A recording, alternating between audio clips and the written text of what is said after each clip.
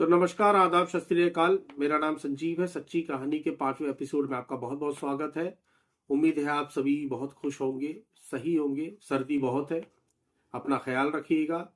और सुबह 9 बजे ऑफिस जाता हूँ, रात के 9 बजे 10 बजे ऑफिस से वापस आता हूँ, तो आपके लिए कहानी रिकॉर्ड करके रखता हूँ। रात के इस समय 1:30 बज रहे, बिल्कुल 1:30 बज रहे, आपके लिए कहानी रिकॉर्ड कर रहा हूँ। तो बड़े गौर से सुनिएगा, कहानी बहुत ही इंटरेस्टिंग है।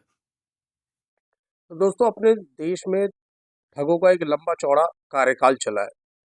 अब दौर बदल रहा है, ठगी के तरीके भी बदले जा रहे हैं। लोग सोचते हैं किस किस नए नए तरीके से ठगी को अंजाम दिया जाए। तो ऐसी ठगी की एक कहानी है जिसके बारे में आप सुनेंगे तो आपको बिल्कुल भी यकीन नहीं होगा, लेकिन ये बहुत ही असली घटना है, बहुत ही असली कहानी है, जिसमें पुलिस ने कुछ गिरफ्तारियां करी हैं। और अभी गिरफ्तारी होना बहुत लोगों की बाकी है, क्योंकि कुछ लोग भाग गए हैं।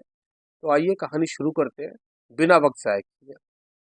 दोस्तों, ये जो कहानी मैं आपको सुनाने वाला हूँ, उस कहानी का जो डेडली कॉकटेल है वो आपको बहुत परेशान कर देगा। एक्चुअली वो डेडली कॉकटेल लोगों को अट्रैक्ट करता है बहुत अपनी तरफ। तो कहानी सुनाता हूँ मैं आपको। ये कहानी है मुन्ना की। मुन्ना जो बिहार के नवादा जिले में रहता था, और नवादा जिले से निकलकर वो राजस्थान के मेवाड़ जिले में नौकरी करने आता है। और नौकरी जब वो यहाँ करता है तो हर 2-3 महीने में, कभी 4 महीने में, कभी 5 महीने में अपने घर नवादा वापस जाता है। और वहाँ पर उसके माँ बाप को कोई खबर नहीं होती कि ये क्या काम कर रहा है। तो इस तरह से काम करते करते उसने 5 साल अपने नवादा से बाहर गुजारे, यानी मेवाड़ में। और मेवाड़ में उसकी दोस्ती हुई कुछ ऐसे लोगों से जिनका साइबर क्राइम से बहुत ज़्यादा ताल्लुक रहा है। साइबर क्राइम के बारे में आप लोग बहुत जानते होंगे। जामताड़ा के बारे में आपने सुना होगा कि लोग फ़ोन करते हैं आपके मोबाइल पे, आपके अकाउंट के बारे में पूछते हैं और आपका पैसा साफ कर देते हैं। तो इस तरह की कहानी है। तो जो मुन्ना है वो 5 साल कंप्लीट करने के बाद, बाहर नौकरी करने के बाद, अपने गांव वापस नवादा जाता है। और वहां जाने के बाद अपने घर वालों को कहता है कि मैंने बहुत पैसा कमा लिया है, जो कमाना था कमा लिया। अब मैं यहीं पर कोई काम शुरू करूंगा, यानी मछली पालन का एक काम शुरू करना चाहता हूँ। तो नवादा जाने के बाद उसके घर के पास ही एक तालाब था, उस तालाब को साफ करवाता है। उसमें कुछ मछलियाँ पालता है, यानी अपना पालन करने के लिए मछलियाँ पालता है। झोपड़ी नुमा एक मकान था, उसको दो दो तल्ले का एक मकान बनवाता है, यानी डबल फ्लोर का एक मकान बनवाता है। और बगल में ही मचान बनवाता है। मचान के बारे में बता दूं, मचान वो चीज़ होती है जो खेत में निगरानी रखने के लिए लोग अक्सर अपने खेतों में बनाते हैं। आपने देखा होगा टावर जैसा है कि लकड़ी का टावर होता है जिसपे अच्छा खासा स्पेस होता है। तो कहानी की शुरुआत यहीं से होती है। वो मचान बनवा लेता है, और यानी जो तालाब, मचान जो होता है उसके घर से काफ़ी दूर होता है, मतलब घर से काफ़ी दूरी पे होता है, जहाँ पर ना पुलिस आती है, मतलब एकदम सुनसान में। अब मुन्ना अपने दिमाग में ऐसा आइडिया लेकर आया था नवादा जिले में, नवादा में अपने बिहार के गांव में, कि इसको देखने सुनने के बाद सभी दंग रह गए। वो उसका सोचना ये था, वो सोचता था कि सब लोग आजकल नए नए ठगी के तरीके निकाल रहे हैं। तो ठगी का एक ऐसा नया तरीका निकल जाए जिससे लोग बड़ी आसानी से फंस जाएं उसके जाल में, और जिससे उसको भी कोई दिक्कत ना हो और लोग कंप्लेन भी ना कर सकें। तो ऐसे ही उसने सोचा एक आइडिया, और उसके लिए उसको 10-15 लड़कों की ज़रूरत थी। उसने गांव के 10-15 लड़कों को अपने पास इकट्ठा किया, जिनको अच्छा बोलना आता था, अच्छा पढ़ना लिखना आता था, और उनको एक ट्रेनिंग दी। और ट्रेनिंग देता रहा, साथ ही मछली पालन का उसका काम चलता रहा। एक्चुअली मछली पालन का उसका जो काम था वो आई वॉश के लिए था। वो सिर्फ लोगों को दिखाने के लिए था कि ये मछली पालन का काम कर रहा है। अदरवाइज जो लोग उसके पास आते थे वो उनको पहले ही समझा देता था, बुझा देता था कि हम जो काम करने वाले हैं वो बहुत बड़े लेवल पे काम करने वाले हैं।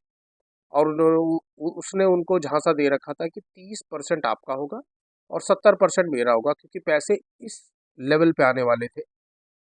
तो लोगों को पैसों की ज़रूरत भी थी, उसके साथ लोग जुड़ते गए, यानी गांव के पढ़े लिखे लड़के जिनको बोलना अच्छी तरह आता था, फ़ोन पे बात करना अच्छी तरह आता था। उसने अपने उस 2 डबल स्टोरी मकान में अच्छा सा एक सेटअप किया। सेटअप करने के बाद वहाँ प्रिंटर रखा, कई मोबाइल फ़ोन रखे, एडिटिंग के कई ऑप्शंस रखे। और उसके बाद उसने सोशल मीडिया पर कुछ ऐड देना शुरू कर दिया। और वो ऐड कुछ इस प्रकार था। तो जो सोशल मीडिया पे जो ऐड आता था उसका, उस पे लिखा हुआ था बकायदा, all India pregnant job, all India pregnant job. साथ ही उसमें एक आर्मी की वर्दी पहने हुए एक लड़का, उसके साथ कई खूबसूरत लड़कियां, कई प्रेग्नेंट लड़कियों की फोटोज। तो लोग जब इस एड पर, बाकायदा उसका नीचे नंबर लिखा हुआ था, अपना कॉन्टैक्ट नंबर दे रखा था उसने। तो जब लोग इस पोस्ट पर क्लिक करते तो क्लिक करने के बाद उसमें एक डिटेल आती थी। तो डिटेल में लिखा होता था कि ये एक भारतीय कंपनी है जो एक बहुत ही नेक काम के लिए हमने खोली है। जैसे कि बहुत सारी लड़कियां जिनकी शादी हो जाती हैं, औरतें जिनकी शादी हो जाती हैं, उनके 10 साल 15 साल तक भी कोई बच्चा नहीं होता। तो उनके लिए, उनके नेक काम के लिए हमने ये संस्था खोली है। तो इसमें होगा क्या कि हम आपसे फॉर्म भरवाएंगे, और फॉर्म भरवाने के बाद हम आपको अपने साथ ग्रुप में शामिल करेंगे, और जो जो इन लड़की को प्रेग्नेंट कर देगा उसके लिए 10 से 13 लाख रुपए का जो प्राइज, माफी चाहूँगा, 10 से 13 लाख का मनी है जो आपको दिया जाएगा। और इन केस अगर लड़की प्रेग्नेंट नहीं होती तो 5 लाख तो आपको डन है, कम से कम 5 लाख रुपए तो आपको मिलेंगे ही। साथ ही आपको ये बताना चाहूँगा, जो मचान था, जो इसने मचान बनाया था, उसके 2 फायदे थे। क्योंकि वहाँ से एक टावर तो बहुत अच्छा आता था, टावर पकड़ता था मोबाइल के नेटवर्क का। साथ ही दूर तक वो ये भी दिखवा लेता था कि कोई आ तो नहीं रहा है यहाँ पर। अगर कोई आता जाता दिखाई देता था तो वो अपने मछली पालन के काम में लगा देता था कि हम तो मछली पालन का यहाँ पर काम कर रहे हैं। अब जो भी उस वेबसाइट पे क्लिक करता उसके पास एक डिटेल आ जाती थी, जैसा कि मैंने अभी आपको बताया, लेकिन उसके साथ एक फॉर्म भी उसको भरना पड़ता था। 50 रुपए का एक स्टैम्प था, या 100 रुपए का जो भी स्टैम्प था, उस पर बाकायदा लिखा होता था कि इसके लिए आप अपनी मंजूरी से आ रहे हैं, आपके घर वालों की मंजूरी से आ रहे हैं। अगर जो बच्चा, अगर आपका हुआ, लेडी प्रेग्नेंट हो गई, तो उस बच्चे पर आपके पास कोई अधिकार नहीं होगा। तो लोगों को बड़ा सच लगता था कि शायद ये ऑर्गेनाइजेशन है, और बहुत सच्चा लगा लोगों को। तो इस जाल में लोग फंसते चले गए, और कई लाखों करोड़ों लोगों ने गंवाए हैं इस जाल में फंस के। आगे मैं आपको जानकारी दूंगा। तो जब ये लोग फॉर्म भर देते थे, फॉर्म भरने के बाद उनके पास बाकायदा एक कॉल आता था। कॉल आने के बाद उनसे बोला जाता था कि आप सारे आपने फॉर्म भर दिया, अब आपको एक टोकन मनी देना होगा 799 रुपए का, जो आप हमारे इस अकाउंट में ट्रांसफ़र करिए। उसके बाद आगे का प्रोसेस आपसे फॉलो किया जाएगा। लोग लालच में थे। बड़ा ही डेडली कॉम्बिनेशन था। एक तो लड़की को प्रेग्नेंट करना है, मैन विल बी मैन, कहानी आपने सुनी होगी। खूबसूरत लड़कियों को प्रेग्नेंट प्रेग्नेंट करना है, प्रेग्नेंट नहीं हुए तो 5 लाख रुपए मिल जाएंगे। इससे अच्छा क्या हो सकता है एक इंसान की सोच के लिए। तो 799 रुपये उस समय उनके लिए छोटी सी, बहुत बहुत छोटी सी रकम थी। 799 उन्होंने भर दिए। अब 799 रुपये भरने के बाद उनके पास दूसरा फ़ोन आता है कि अब आपका एक सीमन टेस्ट कराना पड़ेगा, ताकि आपको एड्स वगैरह तो नहीं है, या ऐसी कोई बीमारी तो नहीं है। तो सीमन टेस्ट कराना होगा। सीमन टेस्ट कराने के लिए आप 1200-1500 रुपये, जो भी उनका टोकन मनी था, वो आप सेंड कर दीजिए। लोग सोचते 799 दे दिए तो अब 1200 रुपये क्यों ना दे दें, तो 1200 रुपये दे देते हैं। अब लास्ट में जो तीसरी बार उनके पास फ़ोन आता कि आप सभी टेस्टों में पास हो चुके हैं, अब आप बिल्कुल रेडी हैं, पर ये है कि अब आपको लास्ट में जो लड़की आपके पास आएगी, हम उसको आपके नज़दीकी जहाँ पर आप रहते हैं वहाँ पर किसी होटल में ठहराएंगे। उस होटल का खर्चा पानी भी आपको देना पड़ेगा, क्योंकि वो लेडी बहुत दूर से आ रही है। अदरवाइज़ तो आप मुंबई आ जाइए, मुंबई में हम आपको आपके लिए अरेंजमेंट कर देंगे। ज़्यादातर लोग फंस जाते थे, और वहीं पर सोचते थे कि बगल में काम ना हो जाए, मुझे कहीं जाना भी ना पड़े। तो इसके लिए वो चार्ज करते थे 20 से 22 हज़ार रुपये की। आप 20 से 22 हज़ार रुपये ट्रांसफ़र करिए, उसके बाद हम आपकी लेडीज से मुलाकात करा देंगे जिसको प्रेग्नेंट होना है, और उसके बाद काम की प्रक्रिया चालू रहेगी। तो लोग 20-22 हज़ार रुपये भी इसके लिए भर देते थे। कई लोगों ने भरा, एक्चुअली हज़ारों की तादाद में इसमें लोगों ने पैसे भरे। जब पैसे भर दिए, पैसा उन्होंने दे दिया, पैसा देने के बाद नंबर उनका ब्लॉक, एकदम गायब। पहले जो सोशल मीडिया पर वो देखते थे कि जिन लोगों ने पैसे दिए थे, एक आर्मी की वर्दी में कोई लड़का है, प्रेग्नेंट लेडी के साथ फोटो है, खूबसूरत लड़कियों के साथ फोटो है, अब वो अकाउंट उसका एकदम ब्लॉक हो चुका है। अब वो शिकायत करे तो किससे करे? पहला तो अपनी बीवी के पास जाए, बोले कि मैं इस तरह के झांसे में फंस गया हूँ, तो बीवी तो उसके गाल पे 2 तमाचे मारेगी। कि मेरे अलावा तुम किसी और को प्रेग्नेंट करने जा रहे थे। गांव में बदनामी का डर, शहर में बदनामी का डर। तो इस डर से किसी ने कंप्लेन भी नहीं करी, और जिनका पैसा चला गया वो चुप्पी मार के एकदम बैठ गए। तो उन फ्रॉडों का लेवल यहाँ भी कम नहीं हुआ।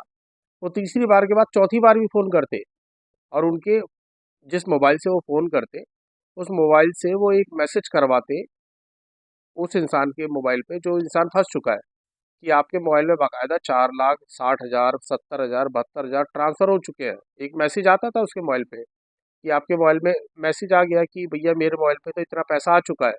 अब लोग खुश कि 4,60,000, 70,000 रुपये मेरे अकाउंट में आ चुका है। तो एक फ़ोन आता था। फ़ोन आने के बाद कहते थे कि जी सरकार का जो नियम है कि आपको जीएसटी भरनी होगी पैसे निकालने के लिए। पहले आप इस जीएसटी की जो रकम है 22-25,000 रुपये आप उसको भर दीजिए। उसके बाद पूरा पैसा आपके अकाउंट में अब ट्रांसफ़र हो जाएगा। अब मरता क्या नहीं करता। जिसने सोचा कि मैं 20-25,000 रुपये पहले ही दे चुका हूँ, अब पैसे मैसेज भी आ चुका है कि मेरे अकाउंट में पैसा तो आ ही रहा है। तो ये अब 12-15,000, 20,000 रुपये के लिए मैं क्या ही रुकूँ। और उसको लालच भी था मन में कि अब 5 लाख रुपए तो मेरे कम से कम आ ही रहे हैं। तो वो अपने चुपचाप वो मोबाइल से पैसे ट्रांसफ़र कर दिए उसने, और ट्रांसफ़र करने के बाद उसको एकदम से परमानेंट ब्लॉक कर दिया जाता। तो इस तरह से इन ठगों ने कम से कम 2.5 से लेके 3 करोड़ तक का पैसा गबन कर दिया लोगों का। और ये जो पैसा ट्रांसफ़र किया जाता था ये राजस्थान में किया जाता था। राजस्थान में कोई अकाउंट नंबर था, वहाँ ट्रांसफ़र किया जाता था। तो पुलिस भी एकदम दुविधा में रहती थी कि ये केस राजस्थान से हो रहा है या माफ़ी चाहूँगा बिहार में चल रहा है ये केस या राजस्थान में चल रहा है। तो पुलिस एकदम कन्फ्यूजन में। ऊपर से उसके पास कोई कंप्लेनर नहीं, क्योंकि पहले कोई कंप्लेन तो करने आए तब तो पुलिस कोई एक्शन लेगी। कंप्लेनर अपनी बदनामी के डर से कोई कंप्लेन ही नहीं करने आता। तो एक बार हुआ क्या कि नवादा में ही पुलिस थाने में किसी ने छोटे लेवल के कांस्टेबल को कंप्लेन करी कि गांव की मचान पे 10-12-15 लड़के बैठे रहते हैं और दिन भर मोबाइल पे काम करते रहते हैं, जबकि उनका मछली पालन का काम है। मछली पालन पे इतना ध्यान तो मुझे लगता नहीं देते होंगे। तो पुलिस उनका गश्त करने आई और उनको देखा, और उनके मोबाइल वोबाइल में देखा कि इस तरह की गतिविधियां हो रही है। उनके मोबाइल को जब्त किया, 2 तल्ले के मकान में गए, वहां देखा प्रिंटर वगैरह, बाकायदा ऑल इंडिया प्रेग्नेंट जॉब के पोस्टर, सारी चीज़ें उन्होंने देखी, और 8 लोगों को वहां से गिरफ्तार किया। अब 8 लोगों को जब अपने लेवल पे पूछताछ करी तो उन्होंने सब बक दिया। अब 15-20 लोग वहां से भाग गए। काफ़ी बड़ा गैंग था ये। तो जब वो स्टोरी उन्होंने बताई, वो यही थी जो मैं अभी आपको बता रहा हूँ। लेकिन आपको बताना चाहूँगा कि ये गैंग अभी भी सक्रिय है, क्योंकि अभी 8-10 लड़के पकड़े गए हैं और 15-20 लड़के अभी भी गायब हैं, जो कहीं और से ऑपरेट कर रहे हैं। अब पुलिस वाले तो इस दुविधा में यहाँ पड़े हुए हैं। वो ये सोच रहे हैं कि भैया कोई कंप्लेन तो दो। स्टोरी तो पुलिस वालों को सारी पता है, लेकिन जब तक कोई कंप्लेनर नहीं आएगा तो पुलिस वाले कार्रवाई आगे कैसे बढ़ा रहे हैं। अब पुलिस वाले अपराधियों को तो पकड़ के बैठे हैं, अब वो ढूंढ रहे हैं उन लोगों को कि कम से कम कोई कंप्लेन तो करो। जबकि यहाँ तक उन्होंने कह दिया है कि कोई कंप्लेन अगर करता है उसका नाम गुप्त रखा जाएगा। तो किसी गुप्त आदमी, किसी ने अब एक कंप्लेन जाकर करी है और उसका नाम गुप्त रखा गया है। अब पुलिस वाले इस पे कार्रवाई कर रहे हैं कि ये गैंग कहाँ से सक्रिय है, कहाँ से कार्य कर रही है अपना। और अब ये आइडिया तो फैल चुका है। अब वही गैंग नहीं, अब तो बहुत सारे गैंगों ने ये आइडिया अपना लिया है कि भैया बहुत आसान सा तरीका है, लोग लालच में बड़ी प्यार से आ जाते हैं। तो अगर आपके पास भी इस तरह का कोई फ़ोन आता है, कोई कॉल आती है, तो आप भी बड़ा सक्रिय रहिएगा, ताकि आप भी झांसे में ना फंस जाएं। आगे इस केस पे अगर कोई भी अपडेट आती है तो मैं आपको ज़रूर अपडेट करूंगा, ये मेरा वादा है संजीव का।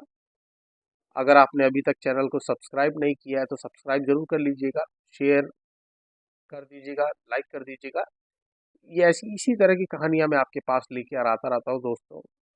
अगर आप ऐसी कहानियाँ सुनना चाहते हैं तो मुझे कमेंट बॉक्स में अपनी कहानी का नाम लिख के भेजिएगा कि किस तरह की कहानी आप सुनना चाहते हैं। तब तक के लिए मुझे संजीव को इस कहानी से विदा दीजिए। धन्यवाद।